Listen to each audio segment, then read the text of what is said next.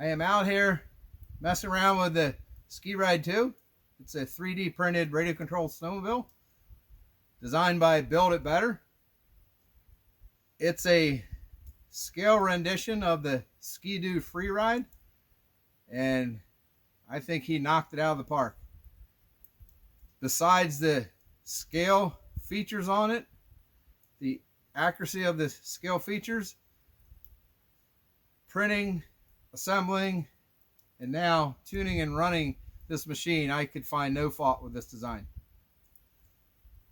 I have a selection of models that are kind of in the same class, kind of give a feel or a comparison to how big this machine is.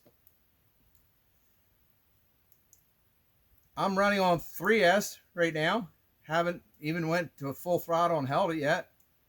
I have a Castle system in here, can handle 6S. I would say 4S would be the sweet spot for high-end power system. 6S you won't even be able to use half throttle. So the Traxxas Max is a 4S machine.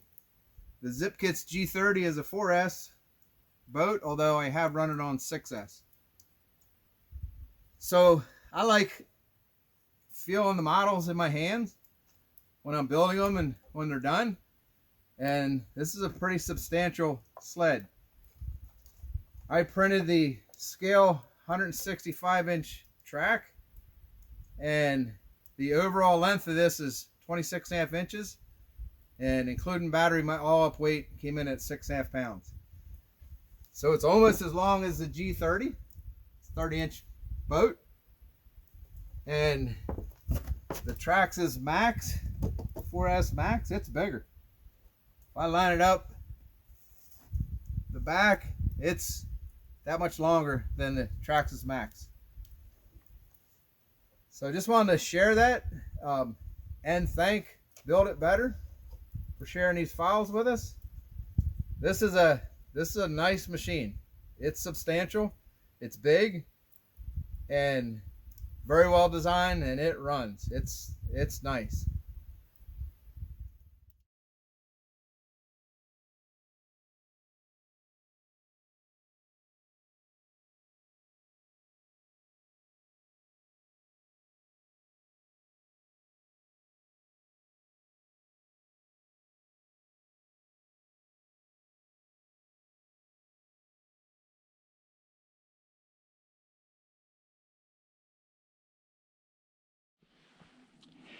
I am running a LIHV pack.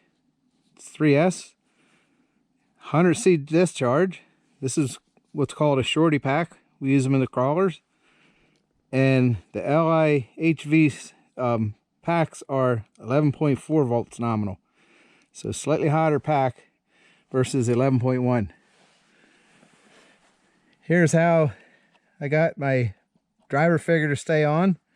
Drilled a hole through the boot, and I put a longer screw, 2 nuts jammed, so it's screwing in, holding the tunnel together, but it holds him on. So I just have them stand up and open up the battery tray.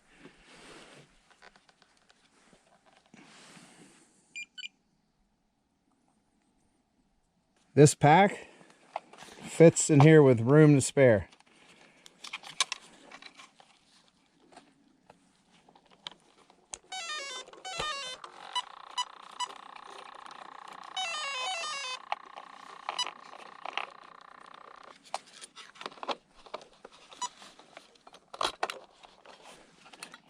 Get yourself an LIHV pack from A-Main Hobbies. Just go to A-Main, search ProTek, P-R-O-T-E-K, and they have a 4S one that I think I might buy that I'm pretty sure will fit in here.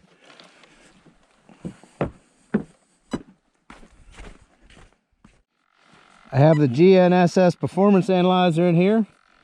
Just drop it right in front of the servo. All kinds of room in this cave here. A few things I want to talk about from my first couple runs and things I've done. on my sled to make it what I would call a model that's fun to run. So I bolted the driver figure down like I showed. The other thing I did is I printed the ultra detail handlebars, the snow flap, and the rear bumper. Flipped her a couple times. I've reprinted these twice. Tried to print them in PETG and they broke too. So pretty sure this isn't going to break. This was just because at first I was using the handlebars to hold him on. Now that's bolted on, he's sitting here nice and secure in his boots, and then I just adjust his hands and or his position. If I want him to stand, either a standing position like that or sitting down. So I just adjust him, and so his hands are holding the handlebar in position. A couple more things. I have it set, I think that first crash where it rolled sideways, I had too much toe in.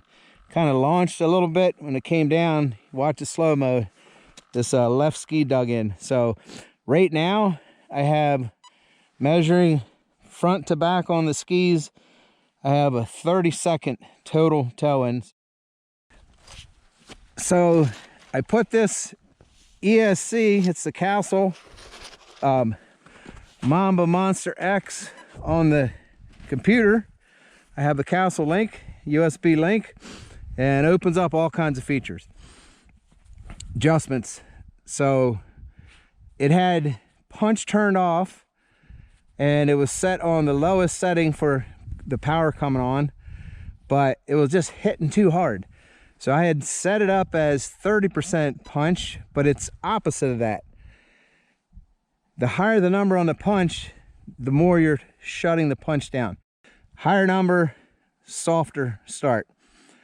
The other thing I did is I had the brakes set up at 30%. This sled doesn't feel like it has a tendency to dive in and flip, so I bumped the brakes up to 40%. I want to check that out. Not going to do nothing too crazy here, just want to kind of run it, check it out. I'm also going to just see what kind of speed it's, just get a number. I don't know that I'll even go to full throttle. Kind of don't know how to handle it. Like, so we'll play with it a little bit. Like I said, nothing too crazy here. Check that stuff out. Oh, and the last thing I also did on the computer is I set up a throttle curve up to 40%. So it has a graph and you can pick points. So I got the throttle so it's not as sensitive. Basically, it's like having exponential. It's an exponential curve is what it is. Right in the programming for the ESC. So we'll see how that feels. I'll run it and let you know how it feels, what I think. Okay, full charge. I have 12.7 volts on that LIHV pack. So right now I'm just feeling that throttle curve.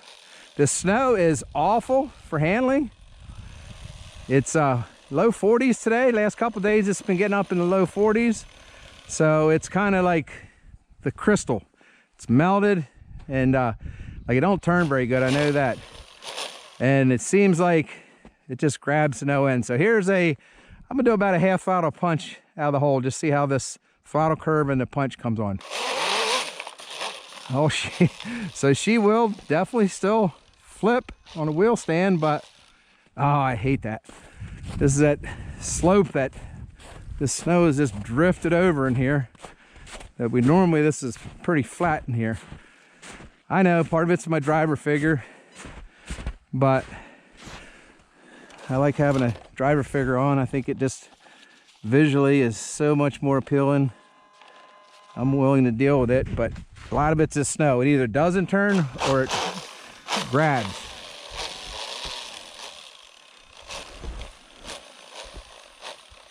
See, I'm on the side of a hill here.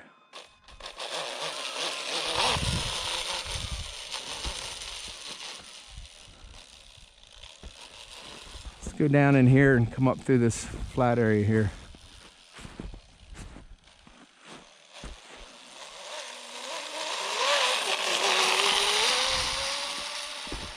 Full trigger.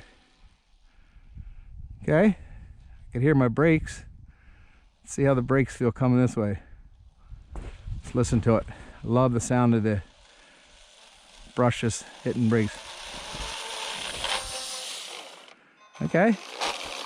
I like 40% brakes, but wow, I'm 70%. So I got it, the punch turned off 70% and the throttle curve, which I can give a fair amount of trigger. It's not overly sensitive, but boy, it still comes on when you get into farther up that throttle curve I programmed and farther into the throttle. She got power on 3S to just wheel stand at will. Ah.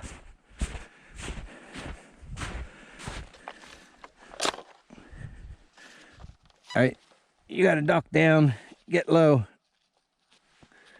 Get your center of gravity down lower, buddy.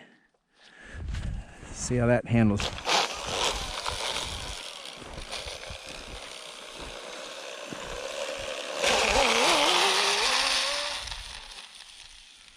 Man, that's a nice riding machine.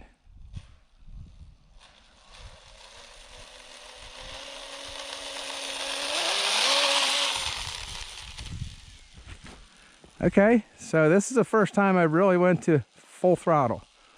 That was, oh my goodness, here we go again. I kind of forgot about all my footprints in here where I went out and righted the sled, drove right into them. I mean, these are deep. Nothing gonna stay upright on that.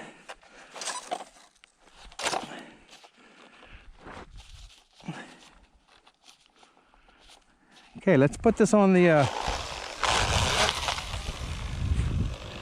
GPS. All right, I moved down the driveway. It's a little flatter here. No footprints to worry about. And let's track the speed. Start, stop, read, 0.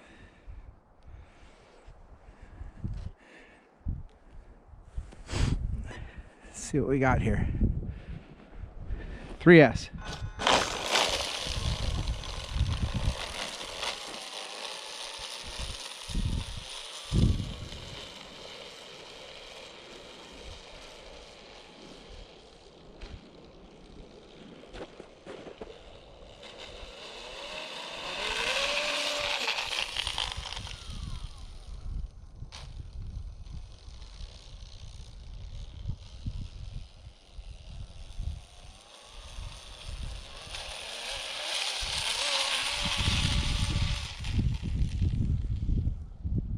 Should be heard. That was full throttle.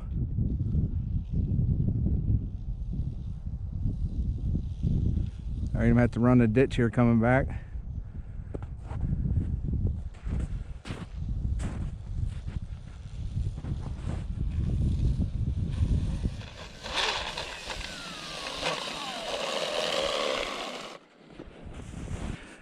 What a sweet machine.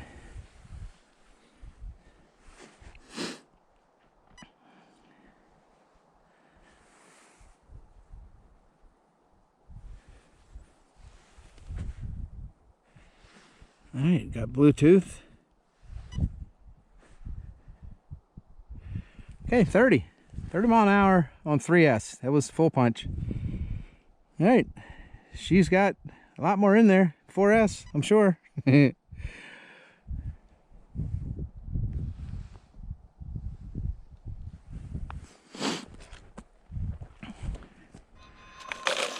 drivability, yeah. My oh, that track was kind of loose. Adjust that track. I like my turning radius. It's full turn. Got 150% travel on my servo. So handy.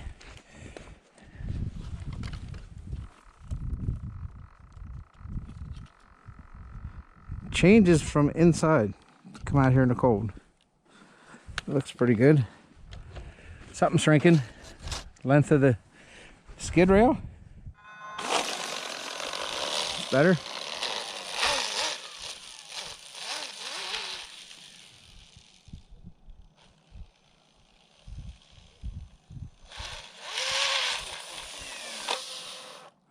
Nice.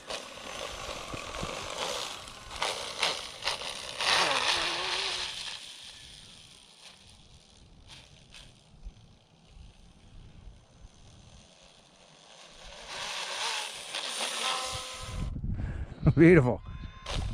All right, that's what I wanted to know.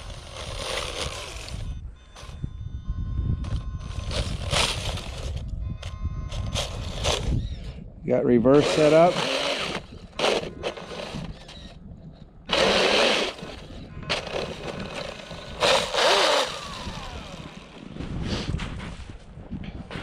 Hello, Magic. You found me? Good girl. Here you go. We'll do a quick rip without Harry. I call him Harry because I had a buddy grew up with out east, name was Harry.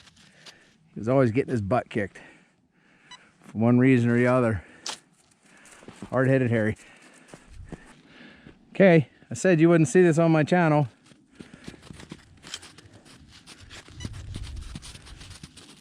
SkeeRide 2, no driver figure. All right, let's see how much different this handles. Yeah, you know what? I don't think it's a nickel's worth of difference. A lot of it's just snow. This is some really bad snow.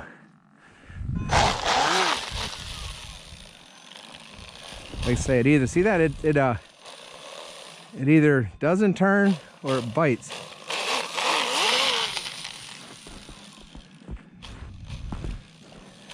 And I have the wide, the plus 20 millimeter suspension arms.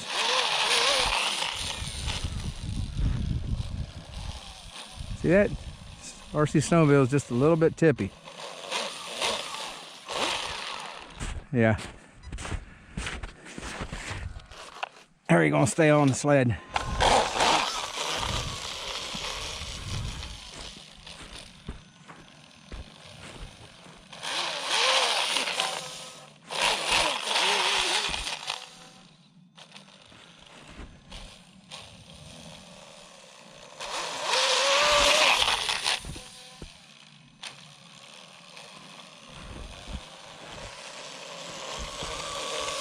All right, that's it. You won't see that again. What do you think, Magic? Huh? Let's see what it'll do in a quarter mile. Use the drag feature here. Scale quarter mile. Set at 132 feet. The way this works, when it gets to 132 feet, it'll automatically end it. I walked out here because as soon as it moves, it's going to start recording until it hits 132. Then we'll get the reading off it. So, be a standard measurement we could all compare to. Scale quarter mile, SkeeRide 2.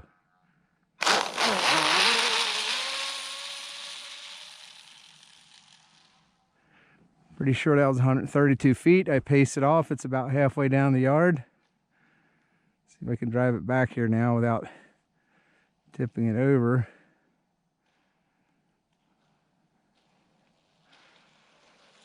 All right.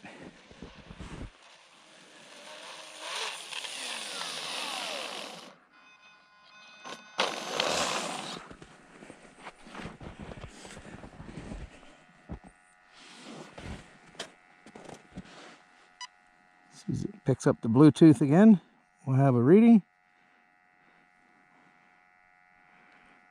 All right, 4.3 seconds in a quarter mile.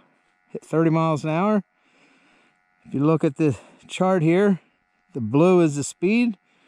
Pretty smooth acceleration up to my speed. 8.9 G's it pulled, 0.89. The orange, you can see where it torqued in. I must have let off a bit. It was coming up a bit strong on the wheelie. Got back into it, pulled out to the end. As you start getting top speed, you're not pulling as many G's. So there you go, 4.3 seconds, scale quarter mile. Standard measurement we could compare our sleds to. So here's a quick summary on all my adjustments on the ESC. The punch, the throttle curve. Very drivable is what I'd call it. Doesn't hit too hard taking off, but got full power when I get all the way on the top end. So that's very easy to drive. Doesn't feel like it's hurting the sled. Car is going to start snapping tracks. And here's brakes, 40%. Full brakes, I can actually get it to slide if I hit it hard.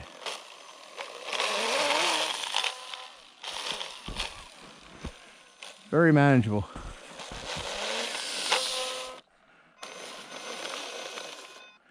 I like it.